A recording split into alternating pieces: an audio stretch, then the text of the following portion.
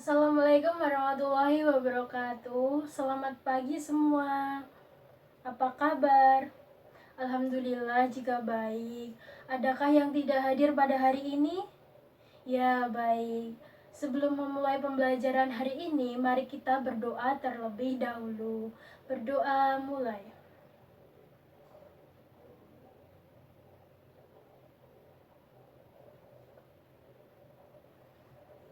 Adakah yang mau ditanyakan tentang materi kemarin? Jika belum, mari kita mengulas materi kemarin. Minggu lalu kita mempelajari tentang pengertian teks berita, unsur berita, dan struktur teks berita. Teks berita adalah teks yang melaporkan peristiwa mengenai sesuatu yang telah terjadi atau sedang terjadi. Unsurnya ada 5W dan 1H, yaitu what, who, when, where, why, dan how. Struktur teks berita yaitu ada orientasi berita, peristiwa, dan sumber berita. Kita lanjutkan materinya. Adakah yang tahu apa yang akan kita pelajari hari ini? Ya, pembacaan berita. Sebelumnya, mari kita belajar tentang hal yang harus diperhatikan saat membacakan berita. Yang pertama, membaca dengan menggunakan lafal ucapan yang tepat dan jelas. Yang kedua, menggunakan intonasi atau tekanan suara yang baik. Yang ketiga, membaca dengan jelas kalimat dalam teks berita. Yang keempat, membaca dengan memperhatikan tanda baca. Lanjut ke materi selanjutnya, yaitu pembacaan berita. Berikut ada videonya, silahkan dilihat dan disimak secara bersama-sama.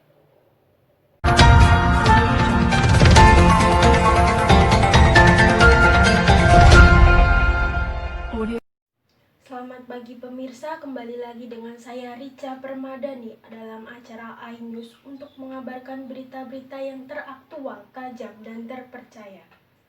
Kita ke informasi pertama, yaitu hal yang tak biasa dilakukan oleh Satlantas Polres Cimahi yang mengkampanyekan protokol kesehatan dengan menggunakan kostum badut. Badut polisi tersebut mengedukasi dan menghimbau wisatawan untuk patuhi protokol kesehatan. Satlantas Polres Cimahi berpakaian badut untuk menarik simpati wisatawan dalam memberikan edukasi tentang protokol kesehatan di tempat wisata. Tak hanya itu saja, 3 polisi berpakaian badut lucu ini juga mengatur arus lalu lintas di kawasan Lembang yang semakin padat oleh kendaraan wisatawan. Dalam hari pertama libur panjang nasional ini, arus lalu lintas di kawasan objek wisata Lembang terpantau padat merayap Rabu siang. Diprediksi kepadatan akan terus terjadi hingga masa berakhirnya libur panjang pada 1 November mendatang.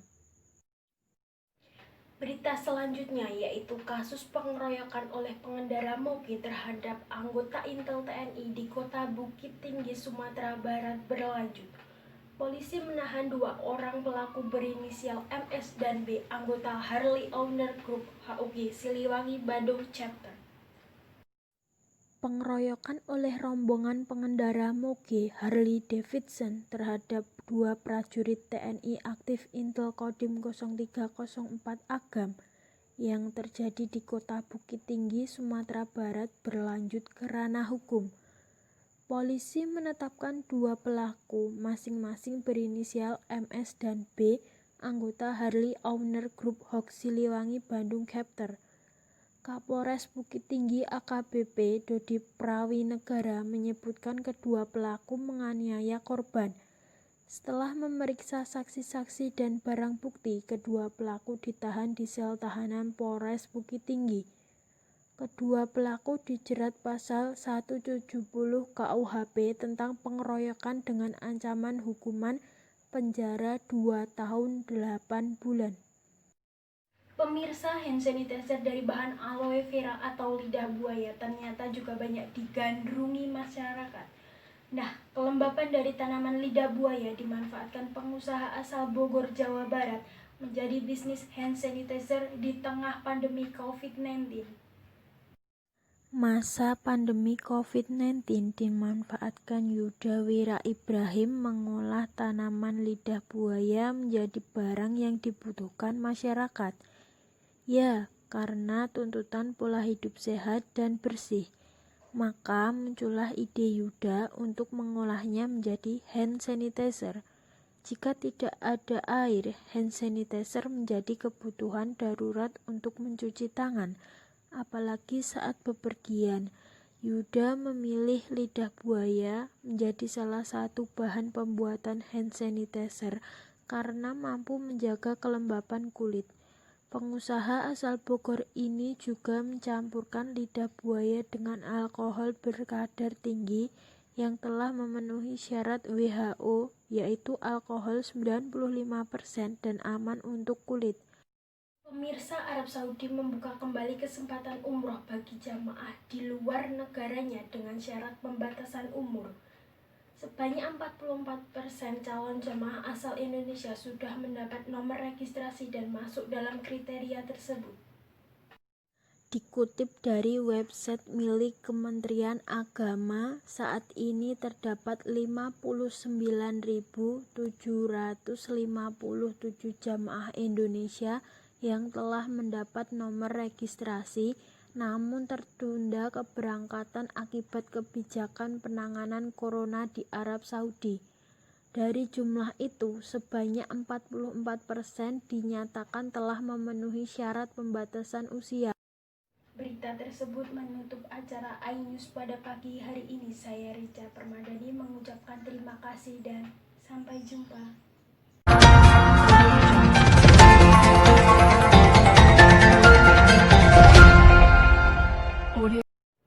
Dari video tersebut kita belajar bahwa dalam pembacaan berita kita harus berpenampilan rapi dan sopan, bersikap tenang dan percaya diri, ekspresi wajah harus wajar.